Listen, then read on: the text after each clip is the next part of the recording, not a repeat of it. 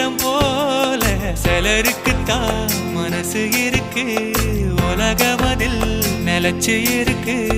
நேத்து தனிமையில போச்சு யாரும் துணையில்ல, யாரோ வழி துணைக்கு வந்தா ஏதும் என இல்ல.